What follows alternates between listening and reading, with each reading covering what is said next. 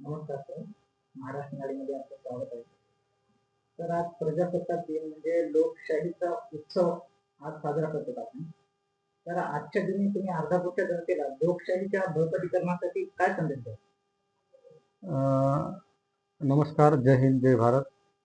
आज सर्वप्रथम मी सर्व देशवासियांना प्रजासत्ताक दिनाच्या खूप खूप शुभेच्छा देतो आणि या सर्व जनतेला असा एक संदेश देईल मी की भारताचे संविधान डॉक्टर बाबासाहेब आंबेडकर यांनी देशाला 26 नोव्हेंबर 1949 रोजी डॉक्टर राजेंद्र प्रसाद, तत्कालीन भारताचे पहिले राष्ट्रपती, यांना सुपूर्द केले आणि देशाला ती प्रत अर्पण केली.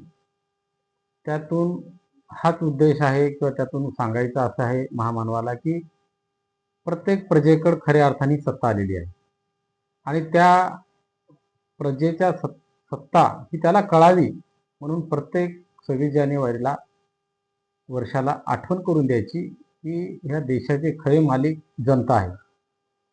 आणि म्हणून ह्या संविधानामध्ये जे अभिव्यक्ती स्वातंत्र्यावर कुठल्याही प्रकारची गदा येऊ नये, त्याचं लोकशाहीमध्ये स्वातंत्र्य अबाधित राहावं आणि त्यानं भारतामध्ये कुठल्याही ठिकाणी वास्तव्य करता येईल, त्याला कुठलाही व्यवसाय करता येईल, त्याच्या इच्छित ठिकाणी मुलांना शाळेत ॲडमिशन घेता येईल, इकडून तिकडून कुठल्याही राज्यामध्ये त्याला प्रवास करता येईल, जाता येईल, येता येईल.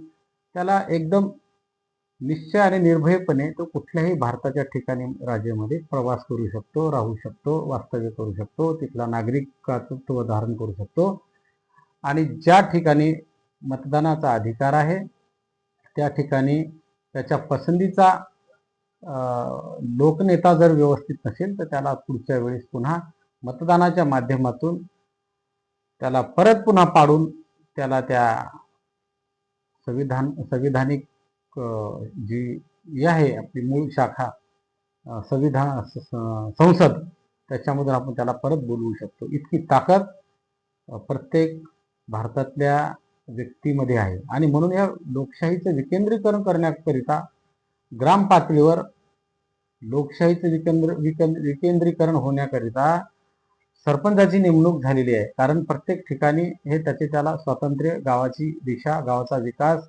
कुठलाही माणूस हा वंचित राहणार नाही, कुठलाही गाव तिथून वेगळं राहणार नाही, ते विकासामध्येच तो प्रवाहामध्ये आला पाहिजे.